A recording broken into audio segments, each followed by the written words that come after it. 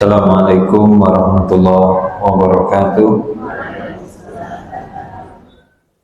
Alhamdulillah wassalatu wassalamu ala rasulillah wa la hawla wa la quwata illa billah.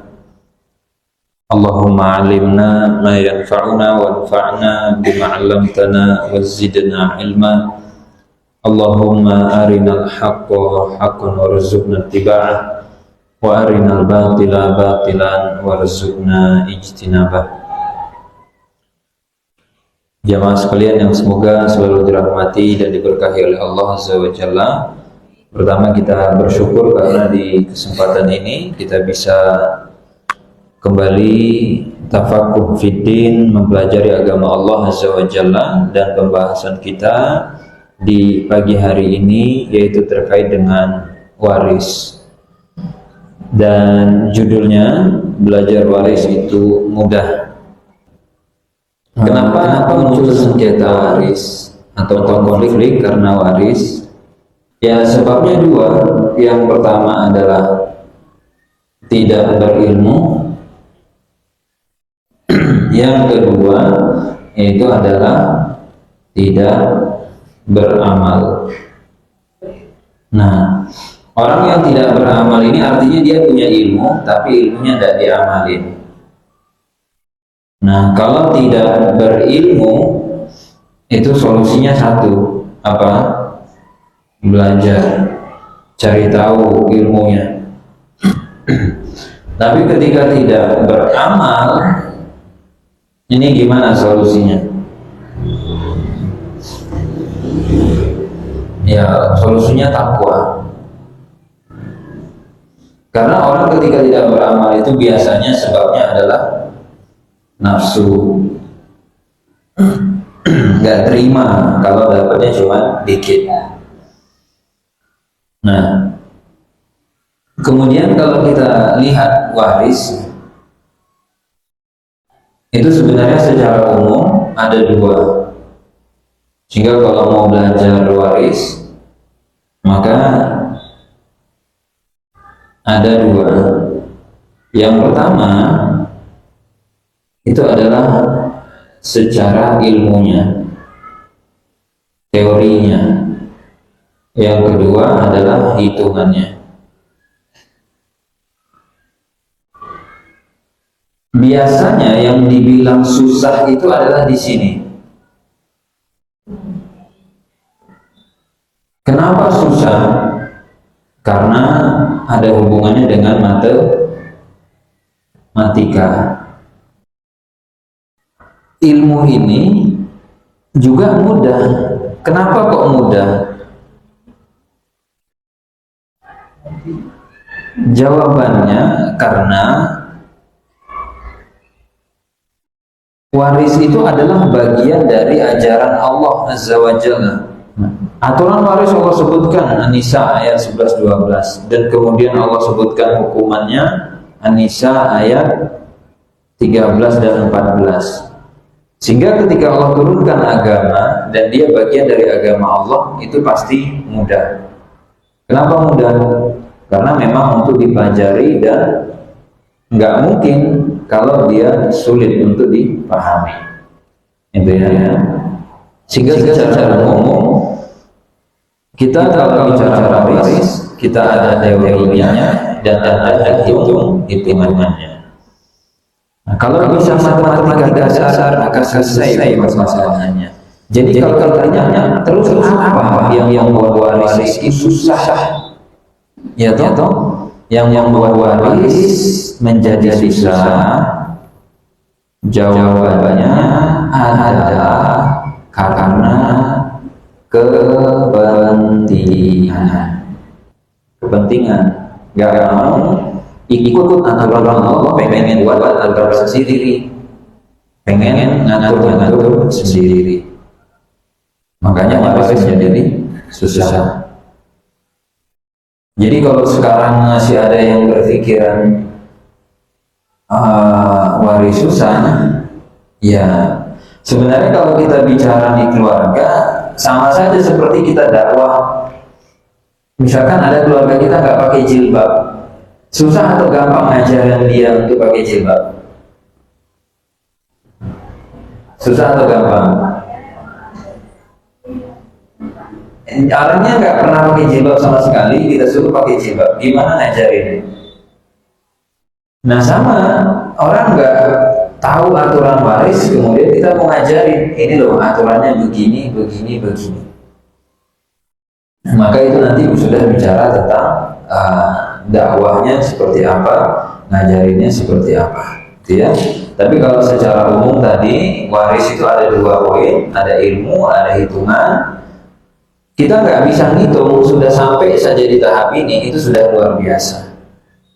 Kalau bisa ngitung, alhamdulillah. Ada yang bisa ngitung di sini? Sudah ada? Nah, paling penting juga ada yang mau dihitung, gitu kan?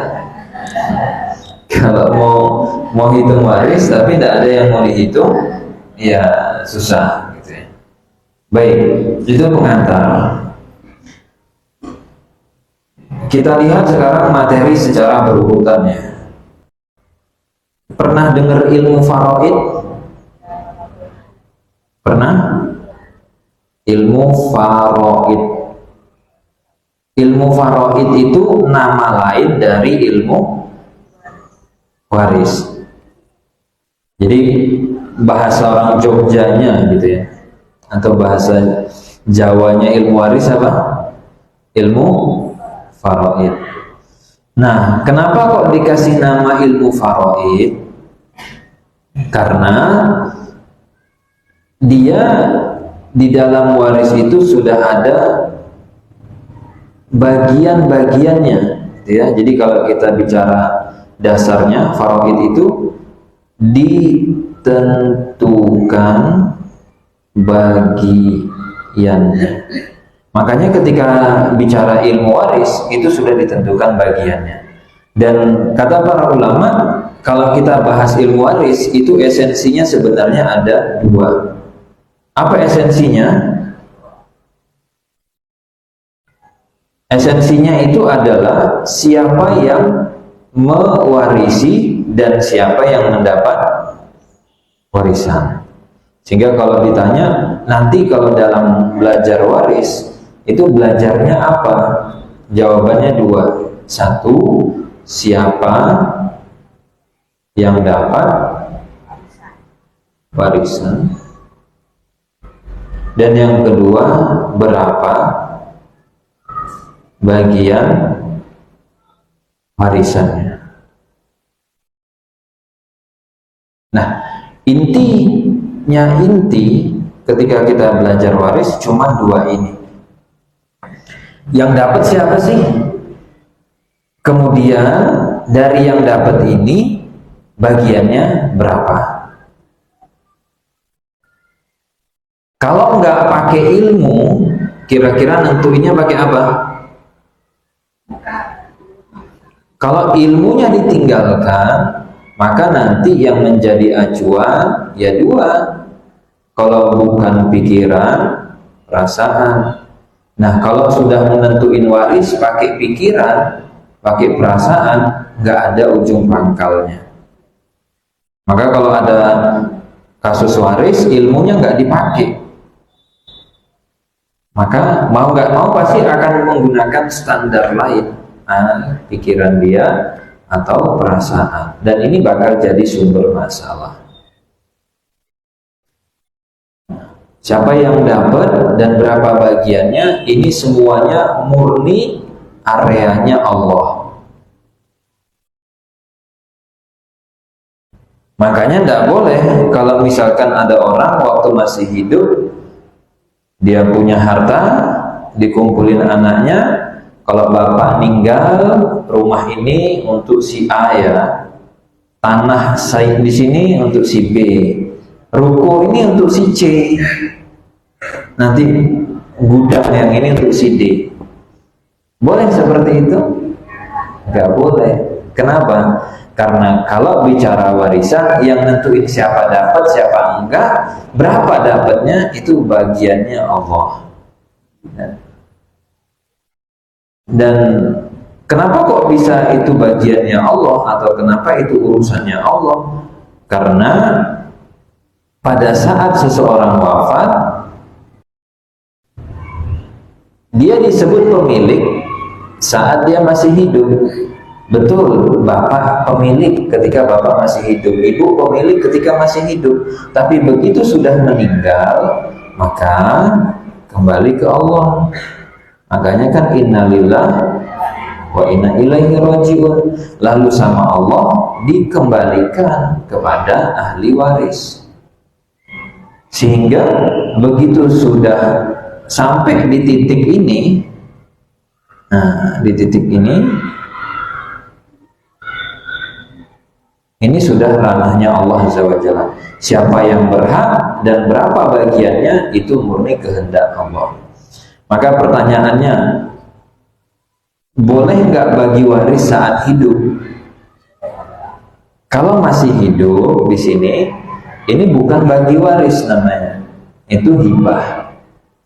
Karena kalau bagi waris syaratnya pemilik harus sudah wafat. Ini yang kadang disalahpahami. Loh, kita dulu waktu masih hidup bapak sudah bagi waris. Loh, kalau masih hidup tidak mungkin bagi waris. Bagi waris itu ketika sudah meninggal. Ini dasar-dasar tentang waris. Kemudian di sini dikasih contoh, misalkan ya, ada seseorang wafat meninggalkan istri, kemudian saudara kandung, dan meninggalkan paman.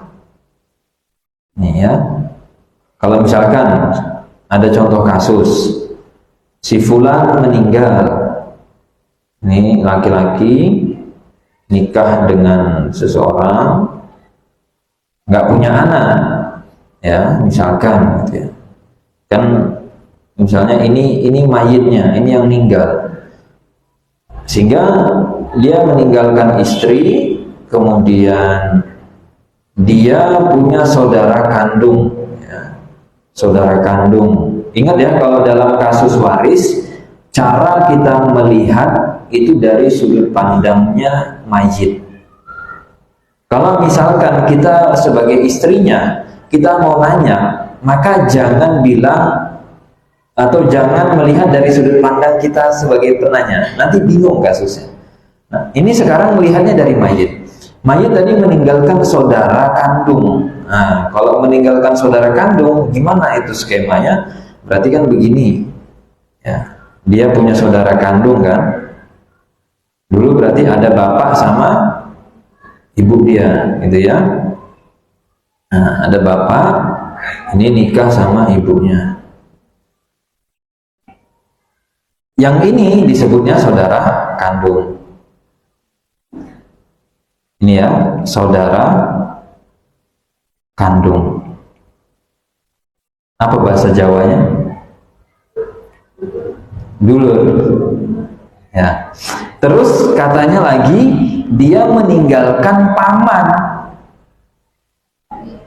Nah, paman ini berarti kalau dari posisi mayit,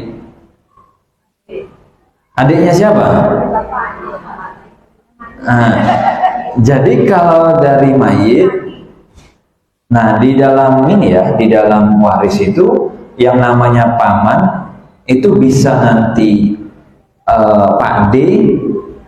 Pak D itu siapa? Kakaknya ya. Atau kalau adiknya siapa namanya? Om ya, Pak Le. Nah, tapi nanti dalam waris itu yang bisa dapat warisan itu hanya saudara dari bapak.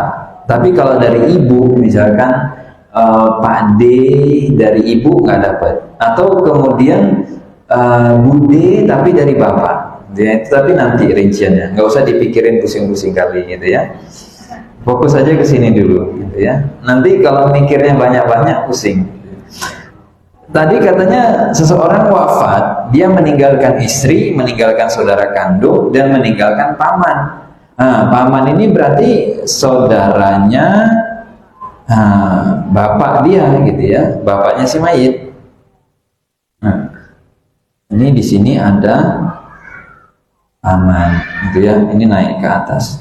Berarti kalau bapaknya nggak disebut, ibunya nggak disebut, berarti ini udah meninggal. Ya. Bisa juga ada tapi kadang nggak disebut. Nah, itulah kenapa dalam kasus waris kita butuh merinci. Nah, pertanyaannya, siapa yang dapat warisan? Kira-kira ini paman, ya. Yang dapat warisan siapa?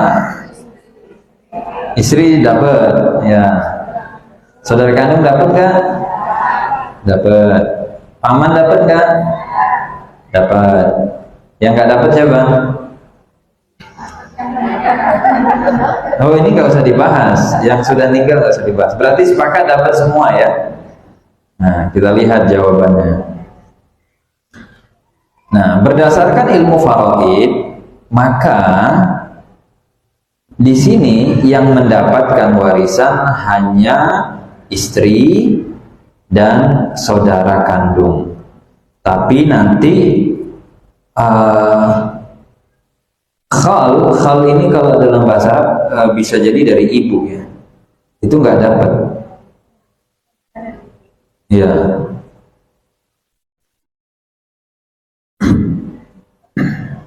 Ya, sorry, ini tadi pamannya dari ibu, ya, bukan dari bapak.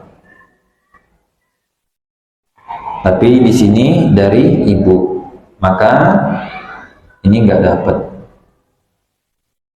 Nah, di sini posisinya tadi. Saya salah. Nah, ini nggak dapat. Berarti nanti yang dapat siapa? Istri yang dapat. Saudara kandung dapat. Nanti istri berapa? Istri ketika tidak ada anak maka dapatnya 1/4. Saudara kandung ketika tidak sini mendapatkan sisa. Berarti kalau dari 1 dikurang 1/4, sisanya berapa? 3/4. Ibu-ibu terima enggak kira-kira? 1/4 itu berapa? 1/4 itu berapa?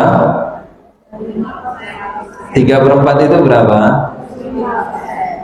Kira-kira gimana tuh? Udah mulai kan gitu. Ini baru kayak contoh sederhana aja. Nah, ya. Tapi ketika dilihat aturan warisnya enak sekali gitu kan. Masa iya saudara kandung dapatnya sisa, saya dapatnya cuma 1/4. Intinya tahu dari mana kok istri dapat 1/4, kemudian saudara kandung dapat sisa, dan khal jadi itu paman. Jadi dalam bahasa Arab itu dibedakan antara bahasa untuk paman dari ayah dengan paman dari ibu. Jadi ini namanya tadi khal. Kalau kita bahasa Jawa itu ada bedanya nggak? Pak D misalkan, Pak D dari bapak dengan Pak D dari ibu sama atau beda? Sama kan ya, pokoknya sama-sama Pak D, nah gitu ya. Coba bayangkan tuh, kalau misalkan nanti ada Pak D juga tapi dari bapak, terus misalkan satu dibilang dapat atau enggak, kira-kira gimana tuh sama Pak D? Ribut nanti dia, gitu kan? Nah, nanti dulu kita lanjut dulu aja. Tapi intinya dari situ kita bisa tahu, ya, di dalam warisan itu nanti ada namanya ashabul furud dengan asobah. Jadi faedahnya tadi kerabat mayit itu nanti terbagi 2. Kerabat itu ada yang masuk daftar ahli waris, ada yang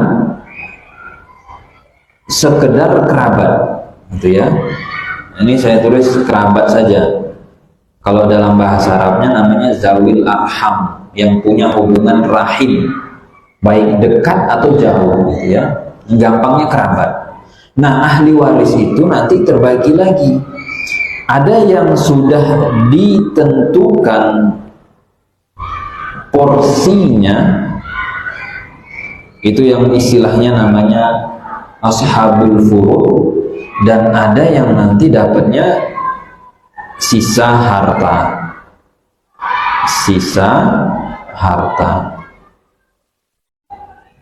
Sehingga ahli waris itu kalau kita pecah, ada ahli waris masuk dalam ashabul furud yang ditentuin porsinya, ada yang mendapatkan sisa harta.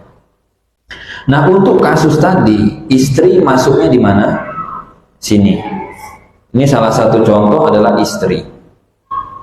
Di sini tadi contohnya adalah misalkan saudara kandung. Lebih enak jadi yang di sini ashabul furud atau yang mendapatkan asobah? Ashabul furud, ya, ini saya tulis aja, bukan ashabul kahfi, ya. Kahfinya diganti. Ashabul kahfi itu kan orang-orang yang di kahfi, di gua. Ashabul furud ya orang-orang yang sudah ditentukan porsinya, faribohnya, bagiannya. Yang kedua ini adalah kelompok asobah. Jadi dia mendapatkan sisa. Enaknya dapat sisa itu apa? Kalau sisanya banyak, dapatnya banyak. Kalau sisanya 0, ya nggak dapat, jangan marah-marah. Kalau ashabul furud itu sudah pasti dapat. Makanya kalau ada misalkan ya keluarga laki-laki di masyarakat itu kadang kalau kejadiannya begini, nanti keluarga laki-lakinya ini kan yang jadi mayit laki-laki misalnya. Ini kadang keluarganya itu ngusir yang perempuan, ya. Keluarganya mayit ini ngusir yang perempuan gara-gara dia tidak punya anak, diusir. Nggak boleh, karena mau dihalang-halangi pun dia punya jatah di situ walaupun dia tidak punya anak, ya. Makanya kalau ditentuin porsi itu pasti dapat. Cuma nanti kalau disandingkan dengan yang sisa harta, ya dia bisa dapat banyak, bisa dapat dikit sih sisa harta, ya. Sehingga kemungkinannya seperti tadi. Baik, lanjut ya. Sabar yang mau tanya, disimpan dulu, ya. Makanya di sini ahli waris itu ada yang bagiannya muqaddar, ditentuin porsinya, ada yang dia itu dapatnya apa? Sisa, gitu ya. Sisa harta. Kemudian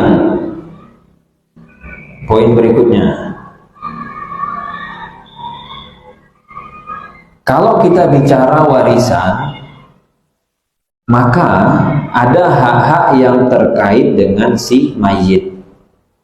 Nanti kita lihat ya. Ini kan kalau mau ada waris, maka hak pada harta peninggalan. Jadi kita bilangnya harta peninggalan. Nah, pada harta peninggalan itu sebelum bagi waris, ya, ada berapa di sini dibilangnya? Ada 3, ya. Ada 3. Yang pertama itu adalah hak terkait dirinya si mayit. Ini harus ditunaikan pertama. Yang kedua, haknya orang lain yang harus dibayar, ini ditunaikan nomor 2. Baru ada hak yang ketiga, urusannya apa? Wasiat, ini ditunaikan berikutnya. Selanjutnya baru kalau ini sudah tuntas, lanjut waris.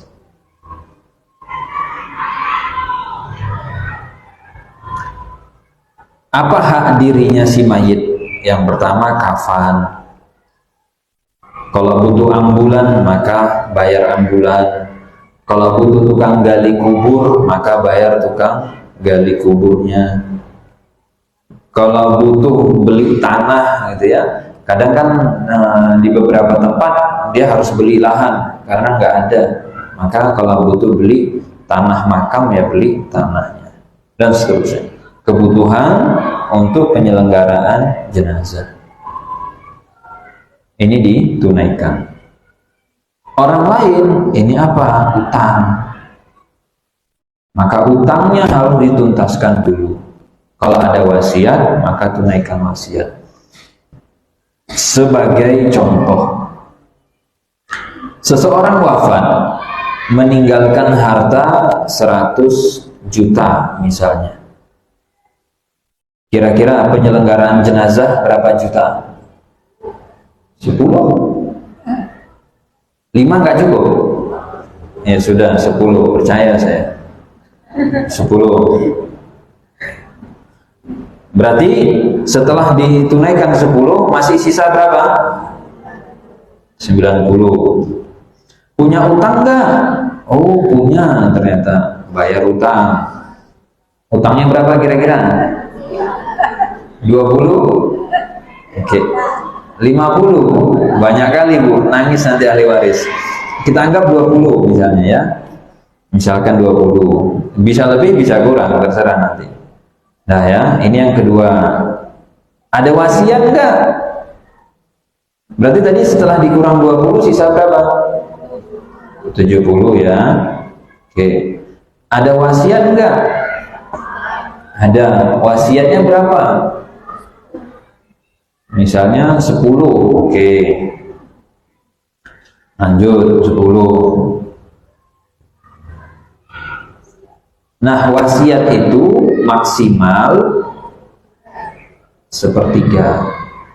Nah, sepertiga itu dari mana? Dari sini. Bukan dari 100. Ingat ya. Wasiat itu sepertiganya dari mana? Dari harta yang tersisa setelah ditunaikan penyelenggaraan jenazah dan setelah utang dibayar. Berarti nanti kalau maksimal dari 70 itu berapa?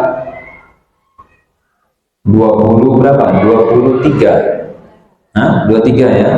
Nah, berarti ini plus minus 23. Sehingga kalau ada orang berwasiat dan wasiatnya 30 juta, nih 30 juta misalkan, kalau dari 100 lebih nggak sepertiga? Enggak, dari 100 enggak kan? Tapi dia bukan dari 100, dari 70. Mentoknya di angka 23. Ini nggak boleh ditunaikan semua. Yang ditunaikan hanya 23 saja. Yang lain nggak boleh, nggak ditunaikan, gitu ya. Nah, anggap tadi misalkan dia 10 udah dipotong wasiat. Ya, ini yang ketiga dia punya wasiat. Berarti sisa berapa? 60 juta. Inilah yang kita akan hitung dan bagi waris. Tuh, jadi panjang tahapannya. Nggak boleh kalau kemudian ada yang wafat, tiba-tiba ahli waris bilang langsung bagi, utang nggak usah diurus, gitu ya. Nggak boleh. Utangnya selesaiin dulu, ada wasiat tunaiin wasiatnya, gitu ya. Sehingga kurang lebih hak pada harta peninggalan itu seperti ini. Ya, jadi ada 3 hak ini harus ditunaikan. Kemudian masih bisa diikuti? Masih. Nggak usah mikir yang lain-lain dulu. Ini dulu diikuti, gitu ya.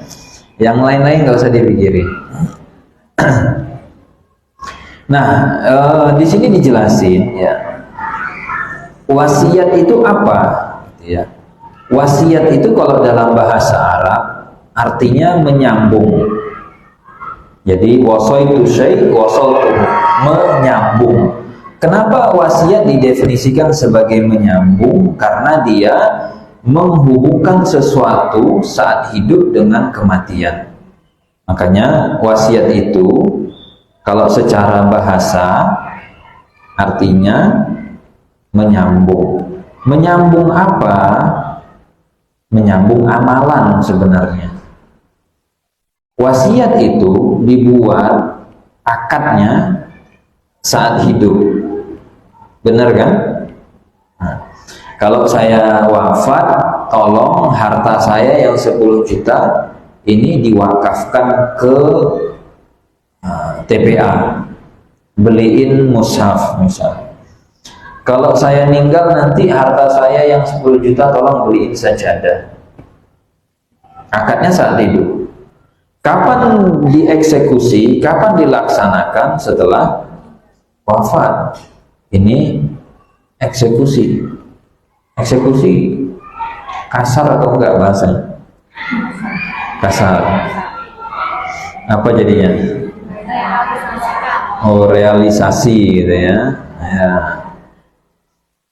Nah, realisasinya itu saat wafat. Nah, pada saat orang meninggal, aslinya kan setelah meninggal dia nggak bisa beramal, bener nggak? Nah, kalau udah meninggal nggak bisa ngapa-ngapain. Tapi kok dia masih bisa dapat tambahan amal setelah dia meninggal? Karena dengan yang namanya wasiat tadi, wasiat ini menyambungkan apa yang hidup dengan ketika dia wafat. Itu arti wasiat secara bahasa. Jadi wasaitu syai' artinya wasatuhu, menyambung. Nah, itu wasiat. Nah, wasiat nanti ada kaidahnya, ada aturan mainnya gitu ya. Dan ulama sepakat wasiat itu kalau terpenuhi syarat maka wajib ditunaikan. Syarat yang pertama yaitu adalah maksimal 1/3. Dan syarat kedua, penerima wasiatnya bukan ahli waris. Itu syaratnya. Berarti nanti nih wasiat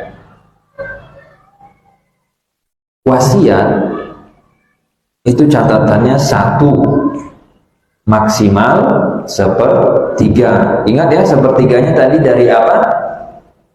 Dari harta yang sudah bersih dipotong penyelenggaraan jenazah, dipotong utang. Nah, itu hasil bersihnya, mentok 1/3. Yang kedua, wasiat itu selain ahli waris.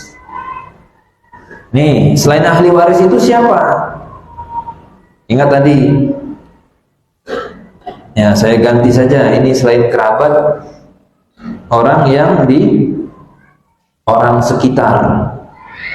Jadi pada saat seseorang wafat, itu orang yang ada di sekitar dia, jalur atas, jalur bawah, jalur samping, dicek.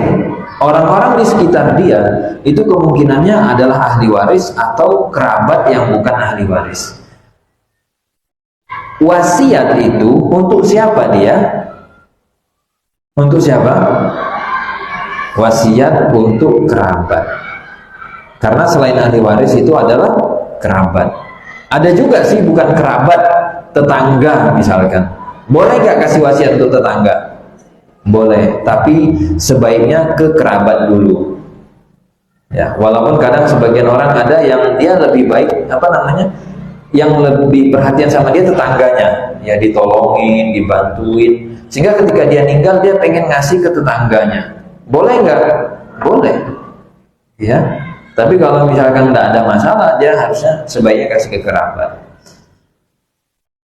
Ke ahli waris nggak boleh. Kenapa? Karena ahli waris sudah ada jatahnya, bagiannya. Makanya kalau ada yang berwasiat, dulu bapak wasiat, katanya tanah yang di sini untuk saya. Saya ini siapa? Anaknya bapak. Anak itu ahli waris atau bukan? Ahli waris. Berarti nggak boleh. Apalagi misalkan boleh asal seluruh ahli waris sepakat mengizinkan. Kira-kira ahli waris setuju enggak? Belum tentu. Ya. Maka hukum asalnya wasiat tidak boleh untuk ahli waris. Wasiat itu siapa? Selain ahli waris. Apa contohnya misalkan ya? Ada anak angkat atau anak adopsi. Ya. Seseorang ketika adopsi anak, misalnya mereka tidak punya anak, nikah, tidak punya anak, akhirnya kemudian adopsi anak 3 atau 4, ini adopsi semua ini, ya, misalnya adopsi semua. Nah, pertanyaannya, anak adopsi ini dapat waris enggak? Enggak. Maka buatkan wasiat untuk mereka yang diadopsi ini. Pakai wasiat. Ya. Ini contohnya. Jadi kalau tapi di kakaknya, di kartu keluarga sudah jadi anak kandung, nggak urus. Kita acuannya adalah yang sebenarnya ini anak kandung atau bukan. Kalau bukan, maka anak adopsi, dia nggak berhak dapat waris, maka diberi wasiat. Termasuk nanti anak yang lahir di luar nikah misalkan, dari bapak biologisnya dia nggak dapat, maka kalau yang meninggal bapak biologisnya ini, kalau apa, dia bisa kasih wasiat ya. Tapi ingat ya, wasiat itu saat masih hidup. Maka itulah gunanya ilmu, kita bisa tahu kalau saya meninggal nanti ini ada peluang dapat, ini ada peluang nggak dapat. Gimana caranya? Pakai wasiat, gitu ya. Kemudian nanti kalau udah nggak kuat bilang ya Bu ya.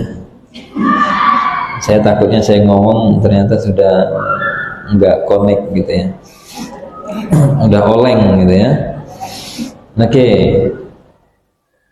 yang berikutnya. Ini tadi urutannya sudah ya, sudah saya jelaskan urut-urutannya. Kemudian poin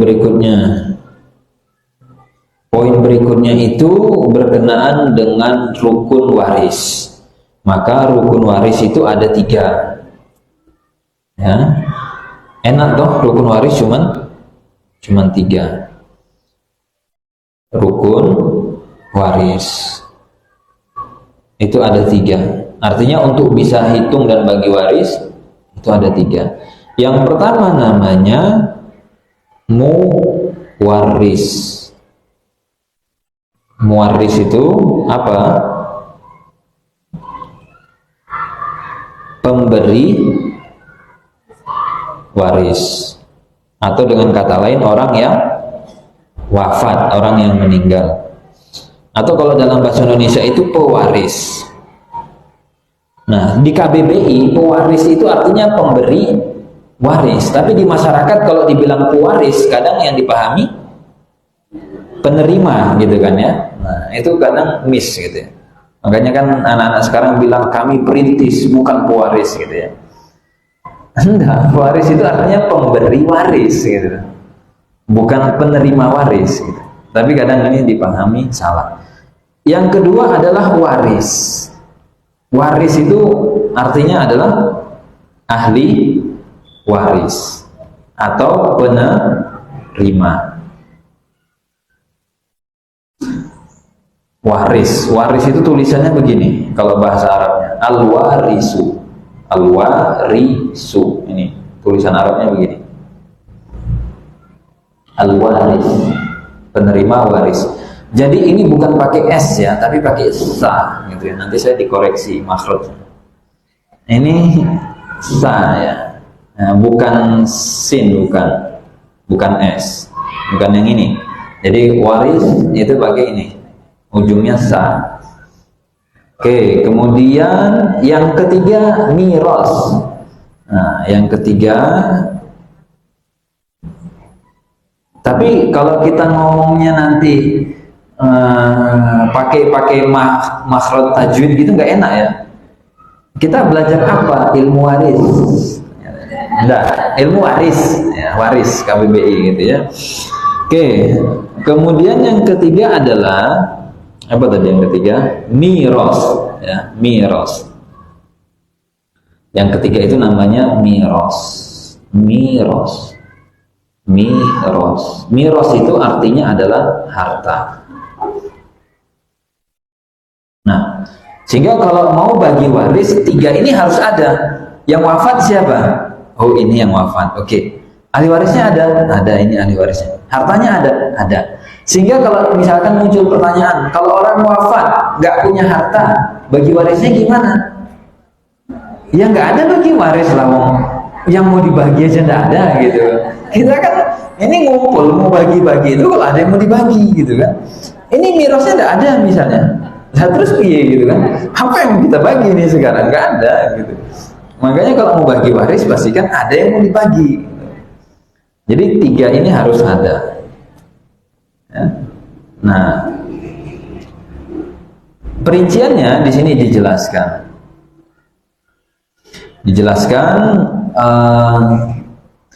Muwaris itu orang yang meninggalkan harta, waris adalah orang yang menerima, atau ahli waris, miras adalah hartanya. Seperti itu. Sehingga kalau nggak ada nanti atau ada yang hilang, berarti nggak bisa kita bilang bagi waris. Nah, syaratnya untuk bisa kita bagi waris ada 3. Ya, udah ya. Bedanya tadi apa? Ini rukun, dan kemudian yang berikutnya adalah syarat. Syarat waris. Syarat waris itu ada 3 lagi, yaitu apa? Pasti, bukan pasti. Tahakkuk itu artinya benar-benar wafat. Loh iya Bu? Loh iya, tahakkuk. Jadi untuk benar-benar bagi waris, cek dulu dia udah wafat atau belum. Jangan nanti masih koma di rumah sakit, itu masih kedip-kedip, itu ahli waris sudah sibuk, ayo bagi-bagi. Oh, dia ini masih hidup, belum meninggal. Gara-gara dengar mau dibagi, meninggal dia, gitu kan? Enggak boleh. Makanya harus benar-benar wafat. Pastikan meninggal enggak. Makanya nanti dalam kasus waris, itu nanti ada pembahasan orang yang hilang dan kita nggak tahu dia hidup atau enggak. Misalkan ya, ada kecelakaan pesawat gitu ya, misalkan, semoga Allah jaga kita, atau kecelakaan kapal atau yang lain, hilang, korbannya nggak tahu. Bisa nggak kita bagi waris? Tunggu ada kepastian, jangan alhamdulillah gitu kan. Ada kadang keluarga ini, ya Allah gitu kan, dengar kecelakaan bilangnya apa? Alhamdulillah. Ayo kumpul. Nah ini bahaya kalau keberadaan kita atau ketiadaan kita di keluarga itu diharapkan kepergiannya, ini sedih kita gitu ya. Bahaya kan, masa kita nggak ada malah disenangi gitu ya. Yang kedua adalah ini benar-benar wafat, syarat untuk siapa? Syarat untuk si siapa ini? Muwaris ya. Ini syaratnya untuk muwaris. Jadi harta itu bisa dibilang harta waris kalau memang valid, fix dia wafat. Ada kadang kan orang itu mati suri. Nah ini secara medis saya nggak tahu ya, saya lupa. Ada mati otak, ada mati apa gitu ya. Kematian itu terbagi beberapa kata orang medis. Mati suri itu nanti yang mati apanya, tapi satunya masih hidup. Nah itu bawa dulu, dicek dulu. Mungkin nadinya nggak kerasa, udah meninggal gitu ya. Tapi nanti dicek medis masih ada bagian lain yang hidup dan dia masih punya potensi untuk hidup. Ya, orang koma itu atau yang lain. Kemudian syarat waris yang kedua, yaitu benar-benar hidup. Nah, saya bingung mencari bahasanya gitu ya, karena kalau di bahasa Arabnya itu tahakkuk ya. Tahakkuk itu memastikan intinya, atau ta'akud ya. Benar-benar ya, benar-benar wis pokoknya intinya benar-benar hidup. Walaupun 5 detik setelah yang pertama itu kemudian dia meninggal, maka dia dapat waris. Contoh ya, misalkan ini syarat untuk siapa tadi? Waris ya. Jadi untuk mendapatkan waris itu kita dalam posisi hidup saat pemberi waris wafat. Contoh, ada bapak. Ini bapak. Ada anak. Ada anak dia. Misalkan mereka boncengan nek motor atau nek mobil bareng gitu ya. Qadarullah kecelakaan.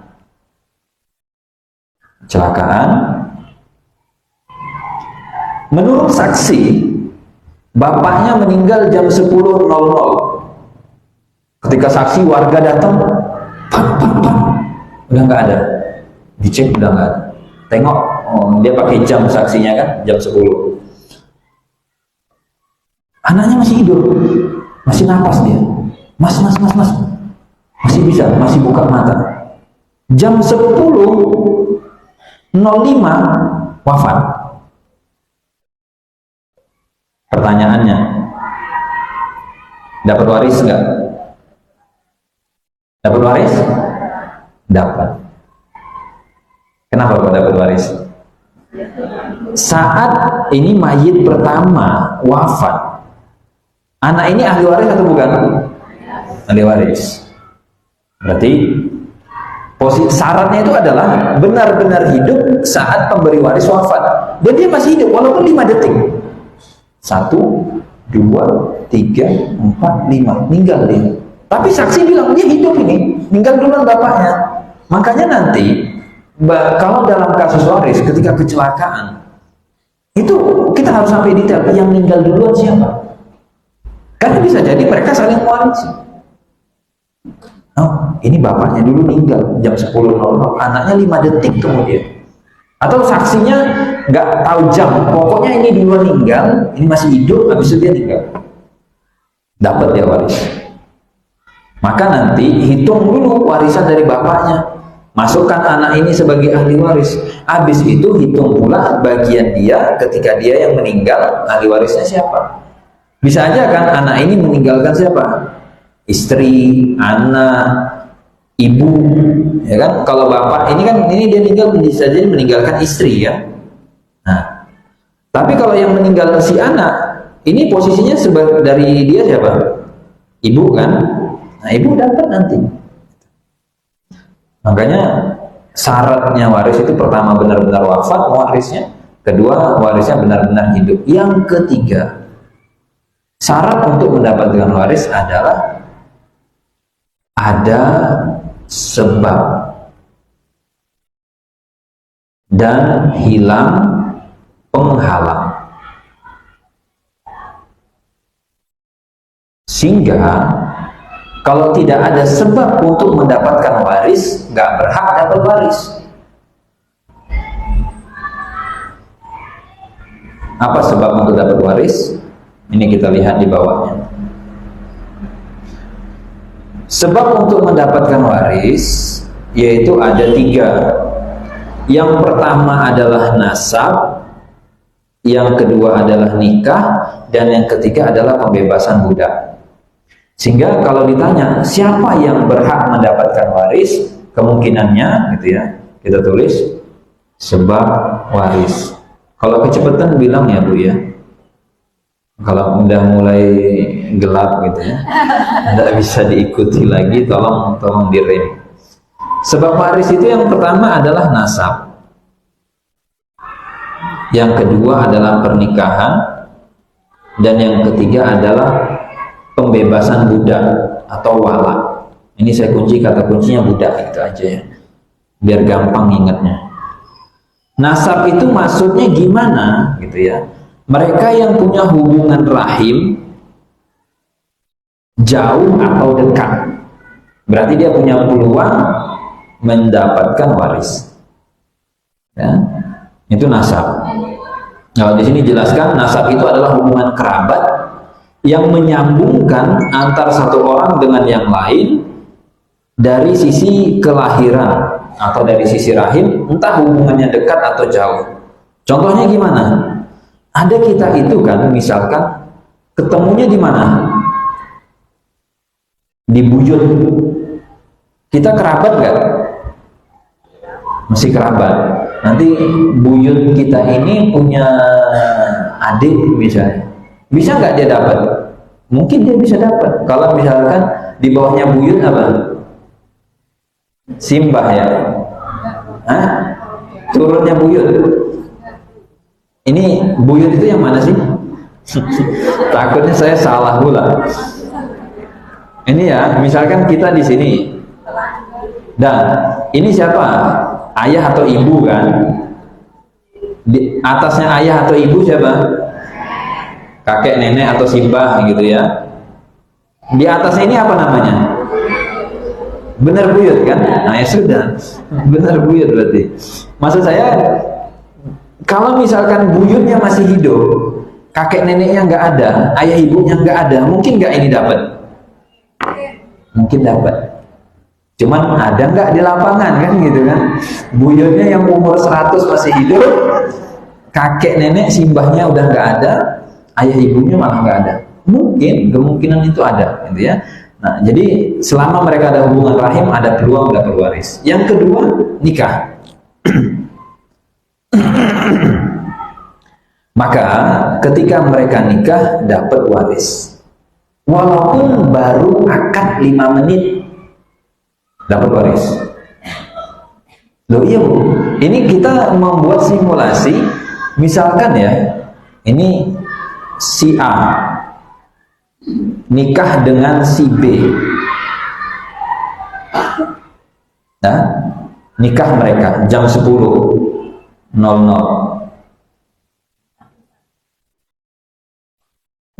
Tiba-tiba mau jalan pulang ke rumah, selesai acara, pulang ke rumah kecelakaan.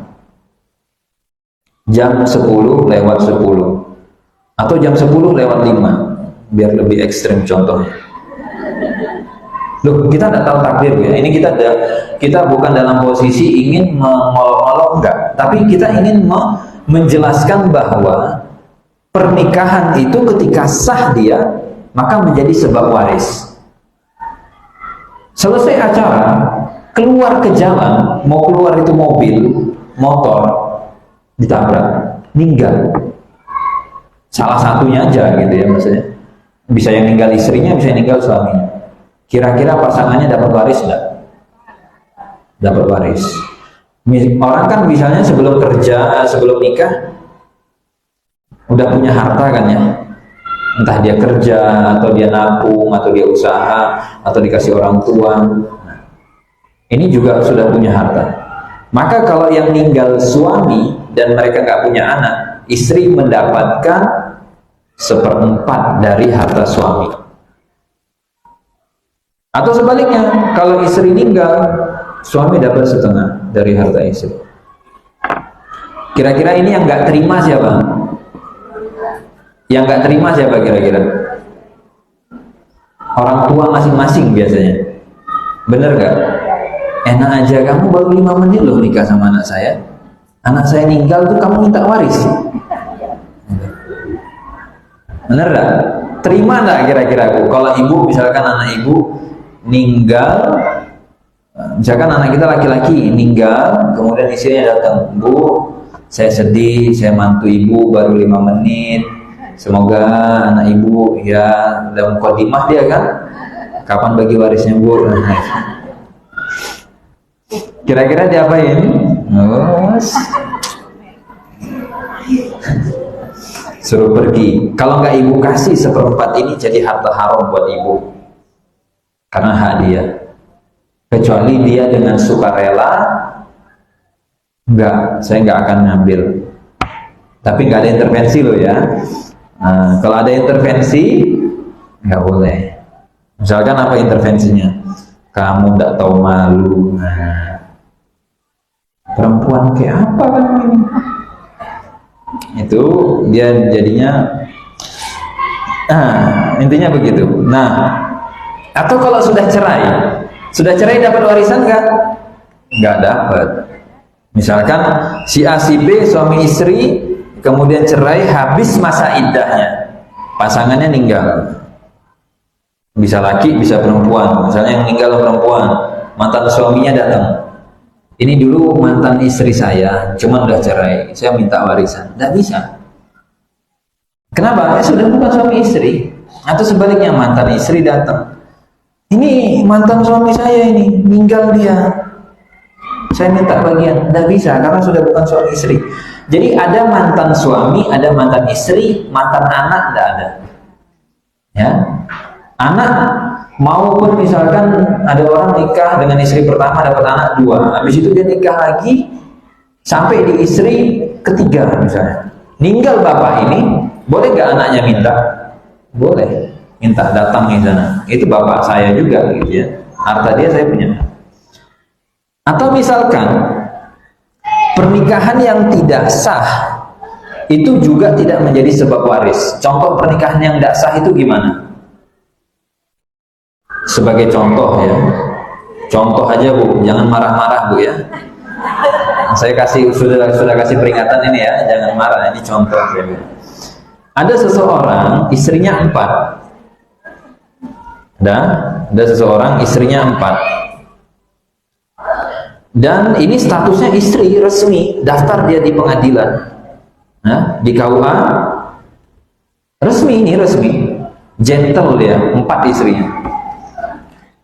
Kemudian mau nikah lagi dengan istri kelima.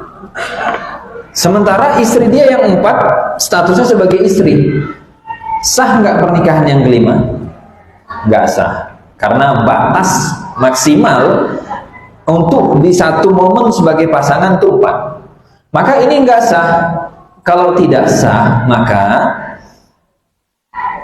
kalau yang ini wafat, meninggal dia, ini nggak dapat waris, anak dia nanti nggak dapat. Tapi kalau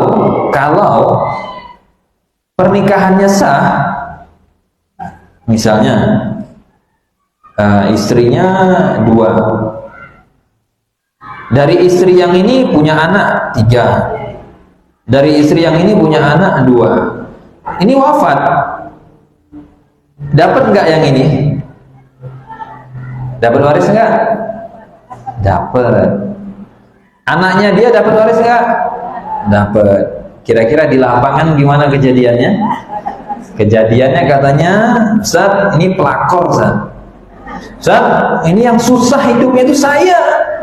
Ini orang ini dari 0 sampai punya harta itu saya ini. Enak aja hidup dia baru gabung dapat waris. Nyata atau nyata? Nyata. Nah, pulang saya habis ini kayaknya. Baik, itu saja dulu materi kita. Intinya sebab waris ada 3. Budak ini nanti pembebasan budak gitu ya. Cuma nanti nggak begitu urgent penjelasannya. Tapi secara umum seperti itu, gitu ya. Wallahu a'lam. Sudah mereka nikah, kemudian punya harta. Yang punya harta. Oke, yang kerja siapa? Yang kerja suami istri. Kalau yang setahu saya, kalau istrinya bekerja itu miliknya sendiri. Sedangkan kalau harta suami itu berarti milik bersama. Milik bersama. Milik berdua. Kalau berarti ini saya perlu kunci dulu. Nah, suami ada orang nikah, dan sama-sama kerja. Uangnya istri punya istri, hartanya suami punya berdua, gitu. Oke. Karena di sini tidak ada anak ya. Baik. Tidak ada anak. Yang saya tanyakan yang harta bersamanya itu apakah pembagian warisnya sama dengan ketika ditambah dengan harta bawaan? Baik. Ya. Jadi begini, dalam rumah tangga itu kepemilikan asli tetap terpisah. Ada harta suami 100%, ada harta istri 100%.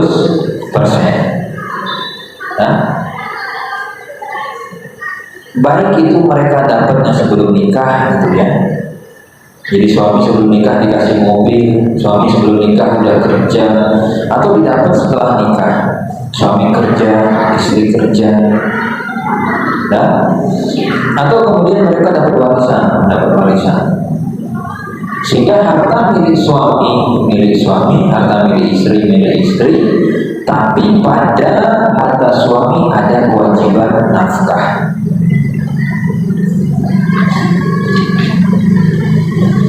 Nah, ini wajib. Istri nggak wajib ngasih nafkah, sehingga kalau misalkan istrinya mampu, suami wajib ngasih nafkah, tetap wajib. Ya.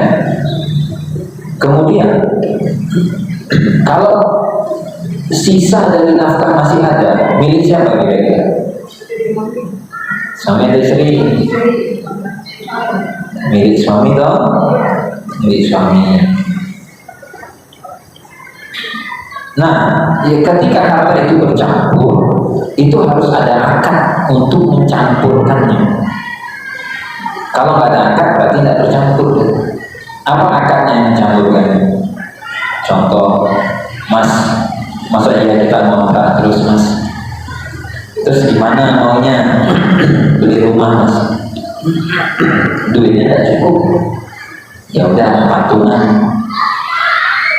Rumah butuh DP berapa? 500 juta. Misal, ya sudah, saya punya 400 kata saya support 100. Rumah punya siapa?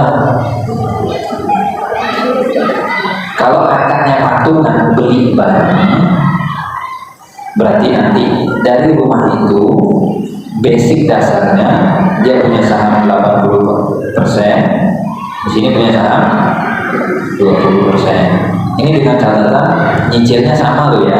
Maksudnya kan cicilannya misalkan per bulan berapa? 500. Suami 400, istri 100. Suami 400, istri 100. Yang repot itu nanti bulan ini pakai uang istri, besok uang suami, besok istri suami. Kan kacau ini kepemilikannya. Nah itu harus diperjelas dulu. Ya, harus clear. Nah, jadi kalau ditanya golongan ini itu yang mana? Nggak ada sebenarnya golongan ini. Hartanya suami milik suami. Nggak ada. Di mana letak golongan ininya? Nikah itu tidak mengubah kepemilikan. Nikah tidak mengubah kepemilikan. Apa kata ibu-ibu biasanya? Saya ini capek. Apa yang ibu capek? Masak, nyetrika. Capek enggak?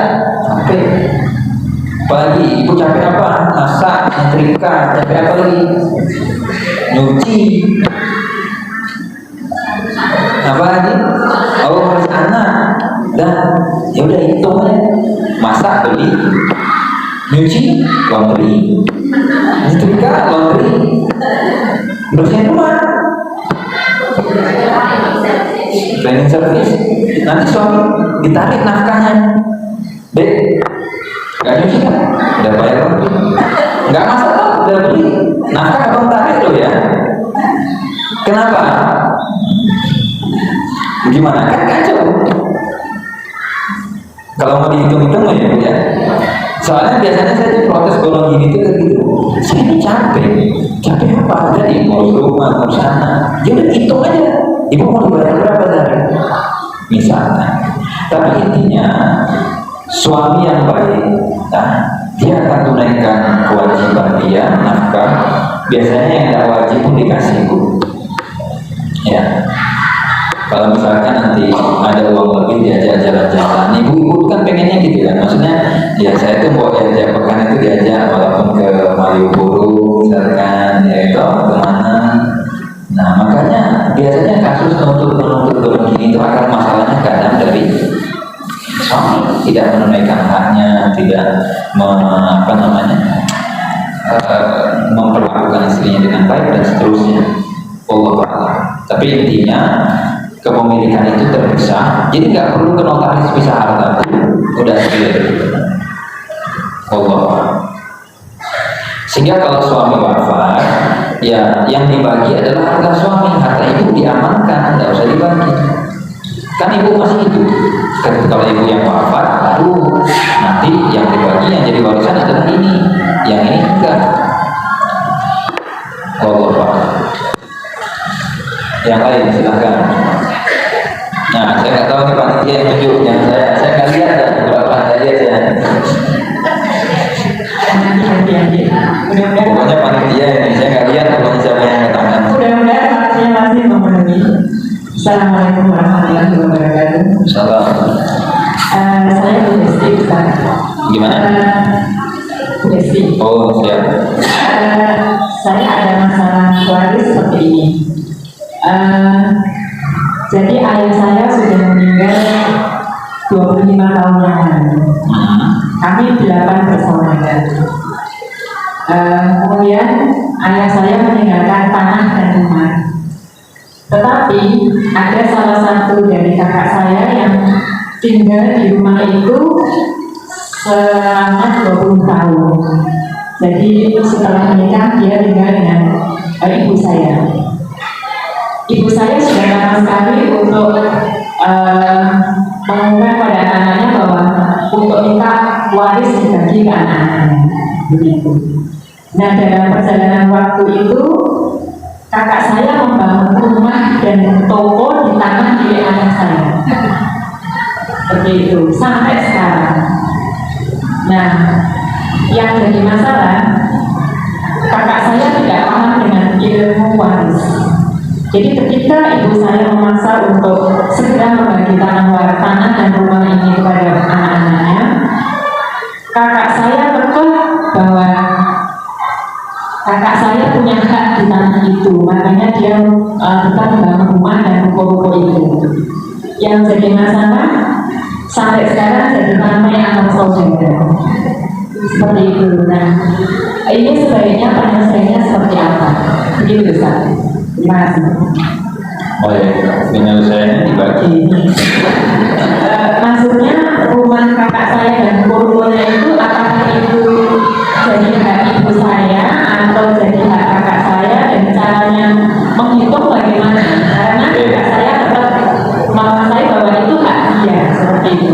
Gini, anaknya berapa tadi anak si bapak? 8 bersaudara. Ya, lakinya berapa, perempuannya berapa? Lakinya 4, perempuannya 4. Oh, oke, 4 ya. Udah ya. Berarti meninggalkan istri 4 anak laki, 4 anak perempuan. Nah, istri ini dapat 1/8 karena mayitnya punya anak. 4 anak laki dan anak perempuan yang mendapatkan sisa, tapi laki-laki 2 kali dari perempuan, maka 8 dengan 4 ini ketemunya 12. 1/8 penyambungnya 8, 1 sisa 7 bagi 12, tidak bisa naikkan 12 nya kali 8 berapa? 16, 1, 8, 9, 6. Berarti sini 12, kemudian nanti sisanya berapa tuh? 4, 8 ya? Benar 84? Nah, 84 kemudian dibagi 12 berapa? 8 ya toh? Berarti ini nanti satunya 56, yang di sini 32 ini kan? Nah, anak laki masing-masingnya 56 bagi 4 berapa? 56 bagi 4 14. 32 bagi 4 hah? Kok gak cocok? 84 bagi 12 tadi berapa? 8. 8 ke 8 64, bukan 56. Enggak, tapi saya yang salah. Karena ibu-ibu tidak pernah salah. 88 64 bagi 4 16 toh. Nah, anak perempuan 8. Penyebutnya tadi 96. Tadi kakaknya itu perempuan toh? Perempuan. Yang dari mas saya itu perempuan kan? Oh, kakaknya itu yang mau saya laki-laki, 1 orang. Dan bilang sama dia, Kak, bagiannya mas itu bagiannya 16/96. Ini kira-kira berapa persen? Kali 100% itu berapa? Berapa itu? Kalkulator. Inilah gunanya kalkulator ya. Kalau ada kalkulator nggak usah sok-sokan dikali. 16 bagi 96 sama dengan 0, kali 100, 16,67. Dan bagian dia adalah 16,67%. 100 dikurang 16,67 yang 83,33%. Ini hak orang lain. Kasih tahu sama dia. Dan berapa harga tanah, berapa harga rumah? Misalkan 1 M atau 10 M, dia hanya punya hak segini. Nah, ini susu ini nggak apa-apa, ambil aja rumahnya. Tapi susu ini 83,3. Nah, hak saya kata dia. Ya nggak apa-apa. Kita bayar deh nilai gedungnya. Kamu 20 tahun pakai tanah itu nggak bayar sewa, hitung uang sewanya. Suruh dia hitung. Per tahun berapa uang sewa? Ketemu angka nggak? Temuan kan? Nah, suruh bayar dewan sewa 20 tahun. Apa ngeles apa aja? Saya punya hak, iya, kamu punya hak pakai tanah itu 16,67%. Enggak apa-apa. Uang sewa setahun, berapa kira-kira uang sewa setahun? Sebut angka. Nah, 20 juta dikali, tunggu, yang dia harus bayar berapa? 83,3 atau? Karena 16,67 kan itu hak dia, kalikan berapa itu totalnya? 0,83 kali 20 juta 16 ya, 16,666 juta kali 20 tahun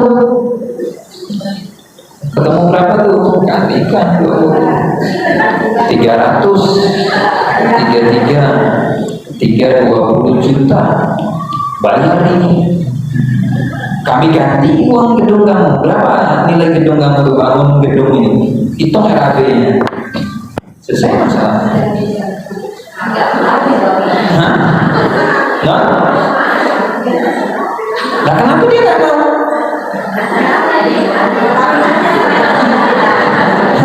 Kenapa dia nggak mau? Ini loh, ini tuh 16/96 itu berapa persen sih? Berapa 16 bagi 96 itu kalau dibuatkan ini, dikecilin ini berapa? Dibagi 96 bagi 8 bisa nggak? 12. Ini bagi 8 2 per ini 12. Bagi 2 ini berapa? Nah, 1/6. Sehingga kalau benar ya? 1/6 kan? 1 bagi 6. Jadi kalau harta itu seperti ini, 1/6 itu di bulatannya berapa? 6 ya? Gimana cara baginya biar 6 ketemunya? Baru dulu.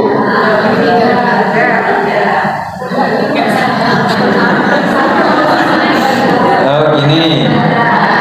Nah, dia itu hanya punya hak segini loh. Harusnya. Ini sisanya bukan hak dia.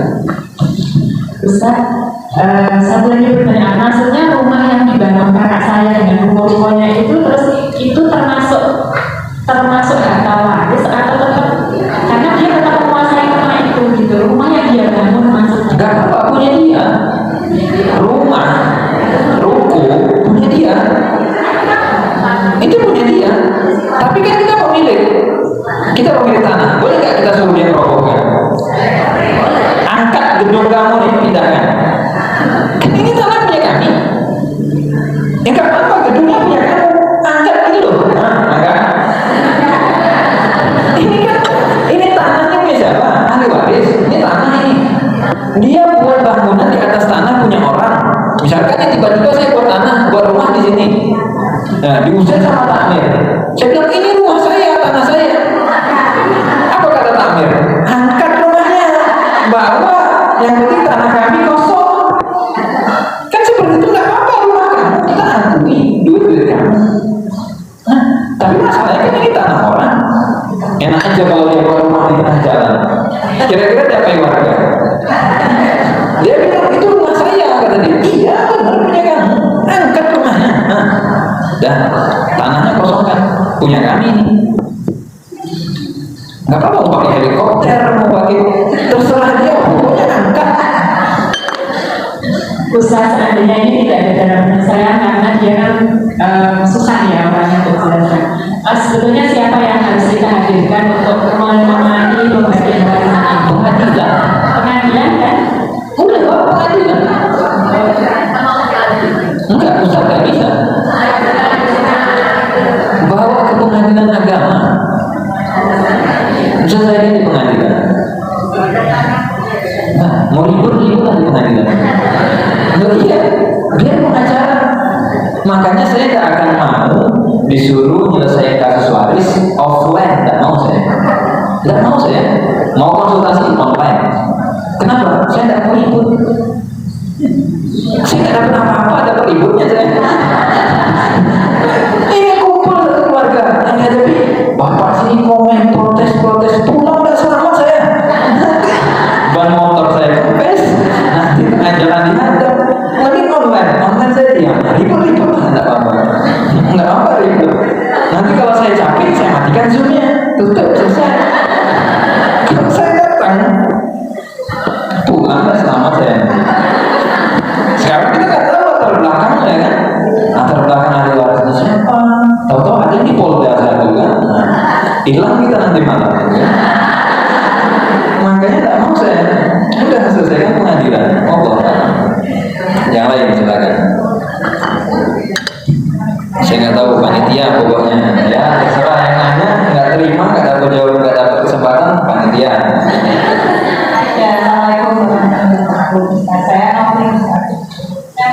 ini kan tadi saya menyebutkan bahwa jika ada dibagi sebelum wafat, Gimana? Jika harta warisan dibagi sebelum wafat, Ya. itu namanya kan dibagi. Salah satu waris. Iya. Tapi seandainya orang tua itu karena hafilahnya nanti setelah wafat begitu itu dibagi sebelum beliau wafat. Oke. Jadi setelah dibagi langsung sebelum wafat, apakah itu termasuk nanti setelah beliau wafat itu sudah kena waris? Bisa jadi masalah. Oh ini ternyata Gini. nanti orang inginnya karena sekarang masih sehat berdua, ingin istilahnya tanggung besar gitu kan. Ya. Ingin tinggal dengan salah satu anak, tapi ingin membuat rumah sendiri tapi lebih kecil tapi lebih dekat dengan anak gitu kan. Nah, orang tua ini ingin ya sudah kalau dibagi aja ini harta waris satu-satunya ini dibagi bertiga. Nah, nanti salah satu anaknya akan bilang, oke, bagian saya nanti akan saya berikan ke bapak ibu saya untuk rumah kembali karena lebih kecil. Apa itu bisa berlaku sebagai warisan? Nah, gini ya. Hibah itu kalau dari orang tua ke anak syaratnya harus sama rata. Jadi kalau si A dapat, si B harus dapat, si C harus dapat. Gak boleh nanti yang ini kasih, yang sini enggak, sini kasih banyak, sini kasih dikit, gak boleh. Dan hibah itu serah terimanya saat hidup. Serah terimanya saat hidup. Apa bukti serah terima? Kata kunci serah terima kuasa. Misalkan ya, Bu, Ibu saya kasih HP Bu. Dan saya bilang, Bu, Ibu saya kasih HP, tapi HP ini bisa Ibu pakai, bisa Ibu terima kalau saya meninggal. Hibah atau bukan? Bukan. Hibah itu, ini kasih. Maka penerimanya harus punya kuasa terhadap barang ini. Ini ya, kamu saya kasih, ini ambil, terserah kamu diapain. Dia bisa jual, dia bisa sewakan, dia bisa kontrakkan, dia bisa wakafkan. Kalau dibilang kamu saya kasih HP, tapi si penerima nggak punya kuasa sama sekali, bukan hibah. Nah, enggak ya, paham ya? Misalkan ibu saya kasih HP ya Bu ya. Oke, HP-nya mau saya jual, oh nggak bisa. Nah gimana sih, katanya untuk saya? Ya pokoknya nggak bisa. Nah, itu bukan hibah. HP-nya mau saya wakafkan, takmir butuh HP, saya wakafkan. Kalau hibah itu kan pindah kepemilikan. Kalau ini sudah milik saya, terserah saya kan? Iya kan? Terserah saya kan? Mau saya wakafkan ya nggak usah menghalangi orang HP saya. Kalau nggak bisa, itu berarti belum serah terima. Kalau belum serah terima, barang nggak bisa diapa-apain sama penerima, bukan hibah. Jadinya apa nanti? Baru bisa dieksekusi setelah wafat, wasiat namanya. Kalau wasiat syaratnya tadi tidak boleh untuk ahli waris, ikut aturan waris. Jadi ingat ya, hibah untuk anak sama rata, kemudian serah terima saat hidup. Itu kata kuncinya. Jadi itu warisnya sudah tidak ada lagi, karena itu harta satunya hanya satu itu aja. Kalau belum ada serah terima, berarti belum ada hibah. Kalau sudah ada serah terima, sudah ada serah terima nih, anaknya jual bisa, mau wakafkan bisa. Nah, logikanya begini. Misalkan seseorang ya saat hidup punya harta 6, kemudian waktu hidup dia bilang, Bu, Ibu saya kasih 1 ya. Sisa berapa hartanya? 5 ya. Ini gimana berapa?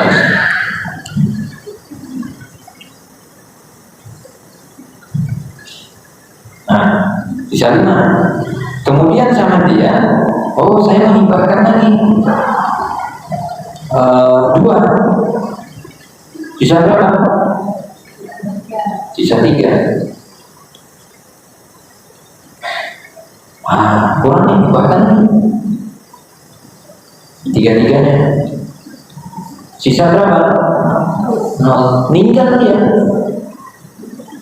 Pertanyaannya, ada waris nggak? Nggak ada. Syarat waris apa? Bukan, ini tadi rukun waris. Mana? Ini syarat rukun. Untuk bisa bagi waris harus ada harta yang mau dibagi. Kalau udah habis di hidung, rata, selesai terserah mau kamu jual. Berarti bapaknya lepas, numpang hidup aja. Meninggal dia, hartanya 0. Ya apa lagi mau dibagi waris? Nggak ada, udah habis. Kecuali tadi wasiat, karena tidak ada hibahnya tidak berlaku, ya hartanya utuh. Makanya harus clear, ini mau hibah atau wasiat. Wallahu a'lam. Bisa ditangkap ya poinnya, kurang lebih seperti itu. Pertanyaan lagi ya Ustaz ya. Terima kasih. Assalamualaikum warahmatullahi wabarakatuh. Ini kayaknya yang nanya yang dekat mic ini. Yang nggak dekat mic harap bersabar. Maafkan karena ini dari ibunya juga pasangan. Berarti ini banyak hartanya nih. Oh bukan. Jadi satu pertanyaan menurut saya kalau yang tadi itu disampaikan ada harta begini. Kalau menurut pandangan saya yang pertama harta begini itu adalah bawaan. Maksudnya suami membawa, maka kita bilang bono. Tapi kalau istri membawa dari orangnya hanya itu, maka itu bukan. Pertanyaannya adalah suami sudah meninggal dan punya anak, tetapi anak itu sudah bekerja untuk meminta harta. Apakah perlu segera untuk direalisasikan? Karena kebetulan anak itu menuntut untuk segera diterima hartanya yang menurut dia itu dari ayahnya. Maka dia memakai untuk sekolah lagi. Ini yang kemarin sekolah sudah kita berikan sampai ke S1. Jadi pengen untuk memasukkan ke S2. Itu yang pertanyaan kedua.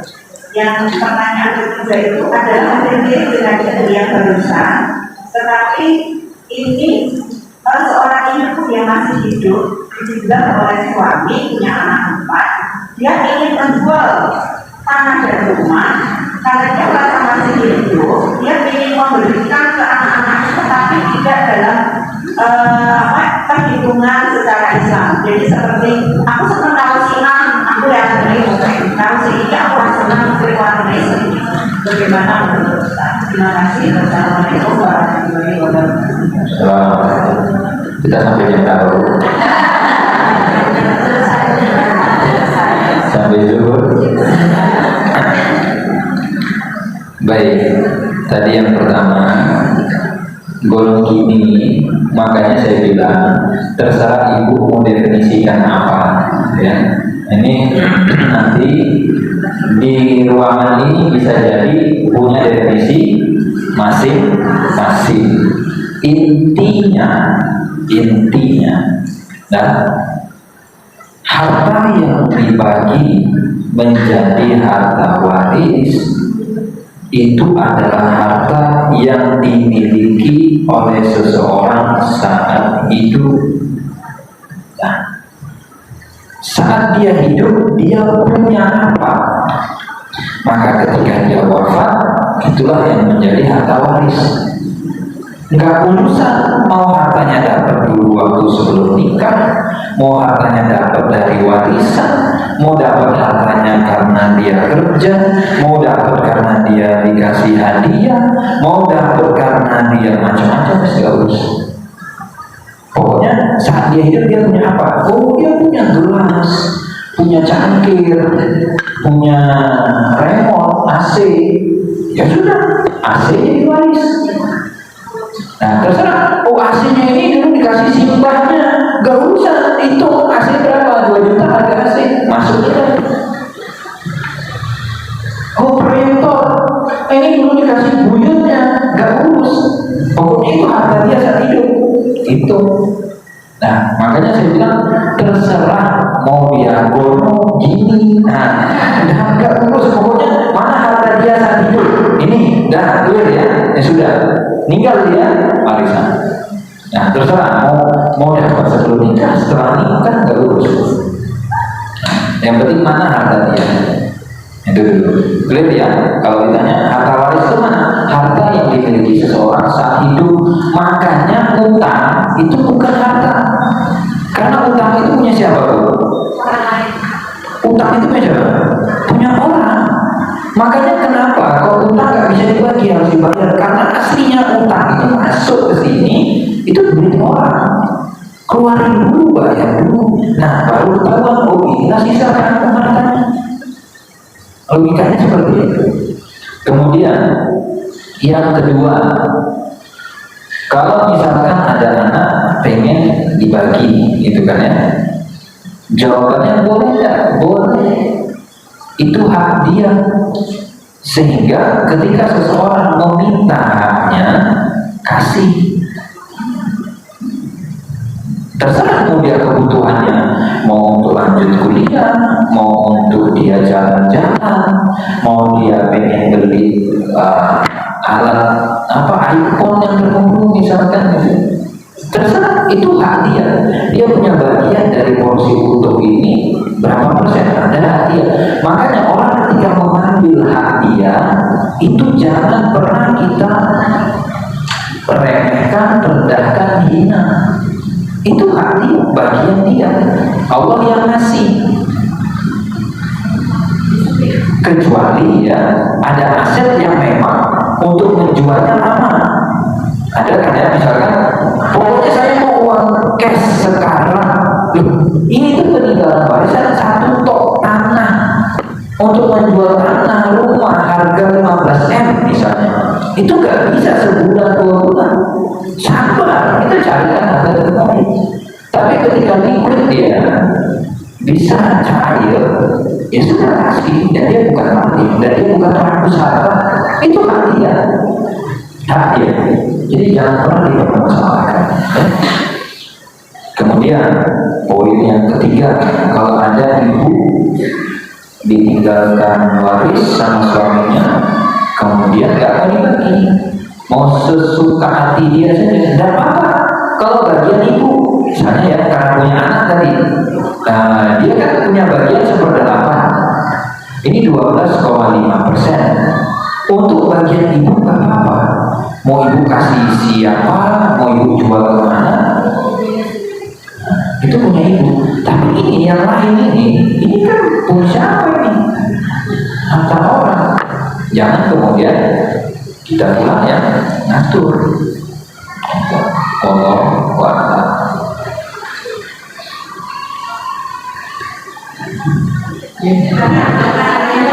Dan satu lagi ya, sampai Ustaz setelah ini masih ada acara. Ini kalau diikuti sepertinya banyak sekali. Satu lagi yang terakhir. Mudah-mudahan besok kita menanyakan ada lagi Ustaz. Kita lanjutkan buku waris ini Ustaz untuk belanjakan data. Sekarang satu lagi pertanyaan. Yang belakang apa ya? Banyak.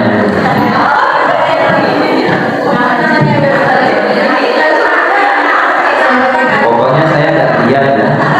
Pokoknya nanti kalau ada apa-apa panitia wes.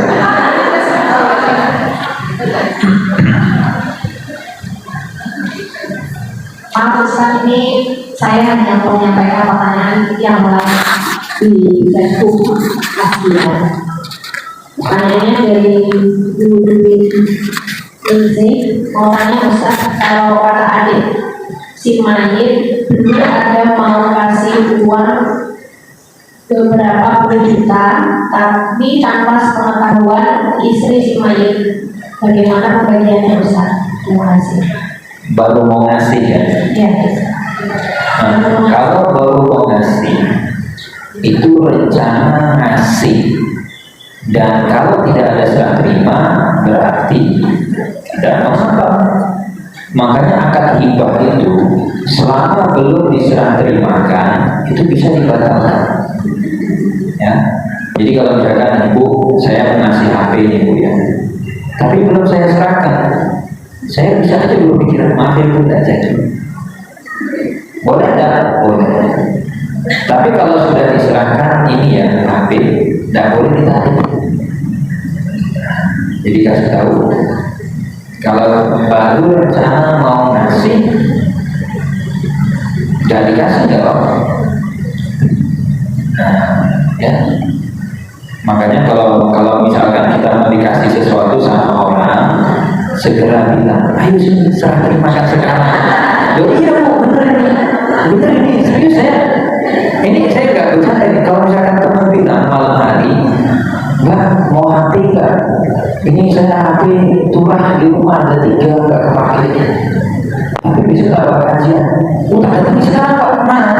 Tak jemput gitu. Kebetulan saya datang ya ambil HP-nya. Nah, udah aman, udah dipegang ini, udah dipegang, tidak bisa ditarik lagi.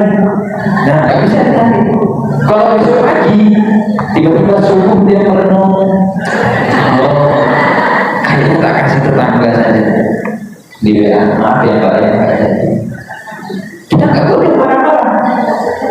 Ya, belum bisa terima kan. Dan orang kan boleh nggak batalin hibah kalau misalkan karena ada satu dan lain hal, maaf sekali saya tidak ada maksud, tapi ini ada yang lebih butuh, bisa tidak? Makanya itu ya, kalau ada yang bilang mau hibah langsung urus cuma pakai sebalik nama. Iya benar, balik nama langsung mana ada ya, biar gak PHP selesaikan gitu. Saya kasih 2 lagi ya bu ya, yang tengah sama yang belakang dan bonus. Tidak tenang saya nih kalau ya. Lanjut. Ini bukan bagi waris, bagi mik ya. Assalamualaikum warahmatullahi wabarakatuh. Pak Ustaz, saya mau bertanya mengenai ketika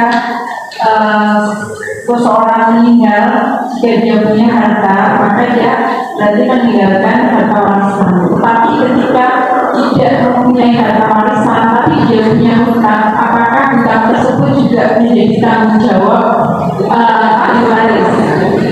Sekian dari saya. Assalamualaikum warahmatullahi wabarakatuh. Waalaikumsalam. Baik. Ini kalau nggak ada harta tapi ada yang hutang, gitu ya. Maka tanggung jawab siapa? Nah, hukum asalnya hutang itu adalah tanggung jawabnya mayit. Yang hutang siapa? Maka dialah yang bertanggung jawab untuk menyelesaikan hutang. Nah, tapi dianjurkan untuk apa? Dibayarkan. Tapi ini sifatnya anjuran. Kalau ahli waris nggak ada yang bayar, ya nggak bisa dipaksa. Ya. Makanya kalau kita sebagai kreditur ada orang berhutang, minta jaminan. Jangan sampai kita datang nanti nggak ada yang bayar. Kalau ada jaminan enak. Nah makanya anjuran ini ya nanti kita bahas bahaya orang yang berhutang tinggal dia belum bayar, maka kasih tahu ke anak-anaknya. Misalkan kalau yang wafat itu bapaknya, kalau yang wafat itu ibunya, kasih tahu itu bapaknya kasihan, ini loh ibu kasihan, nanti mereka tidak bisa masuk surga, mereka terhalang, kasih tahu. Tapi sifatnya anjuran. Ya, bahwa maka kalau tidak mau menyusahkan diri sendiri dan hati-hati jangan hutang. Kalau mau hutang tidak apa-apa, boleh, yang penting ada yang bisa bayar. Mau apa? Yang belakang mana tadi? Assalamualaikum warahmatullahi wabarakatuh. Tadi Ustaz bilang kalau anak istri adalah jadi anak istri.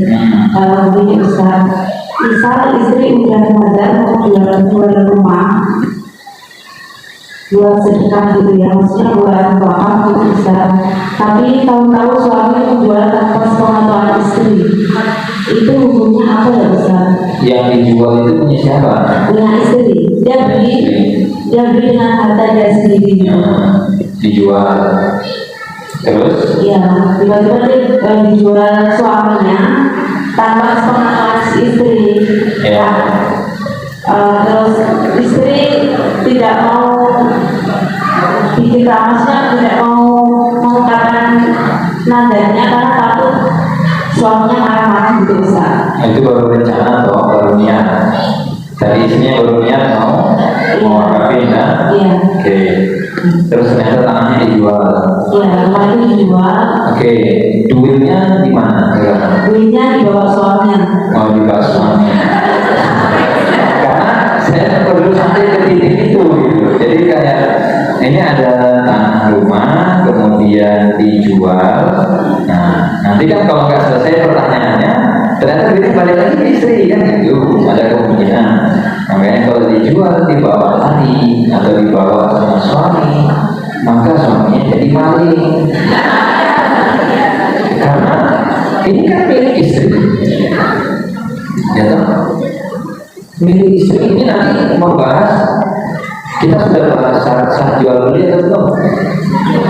Syarat sah jual beli. Nah, pertemuan zaman kapan? Belum. Syarat untuk bisa menjual adalah ini milik kita. Kalau bukan milik kita, nggak boleh kita jual. Nah ini punya siapa? Mau dijual-jual, walaupun punya istri sendiri, nggak boleh. Ya, maka jual belinya tidak sah. Uangnya itu harus, kalaupun itu nanti mau dijual, ya itu hanya istri.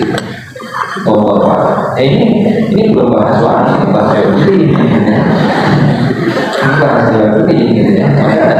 Kasih tahu sama suaminya, kecuali istrinya itu ikhlasin. Tapi kayaknya kalau sampai nanya itu kayaknya nggak ikhlasin. Kalau ikhlas itu udah selesai, udah nggak muncul lagi kebabukan. Tapi kalau tidak muncul nanya, itu besar kemungkinan masih ganjil. Baik, itu saja. Mudah-mudahan bermanfaat. Kalau bisa ya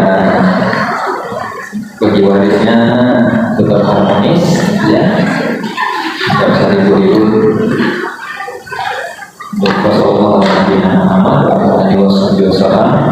Saya mohon maaf pada hal-hal yang kurang berkenan. Subhanakallahumma bihamdik, asyhadu an la ilaha illa anta, astaghfiruka wa atubu ilaik. Assalamualaikum warahmatullahi wabarakatuh.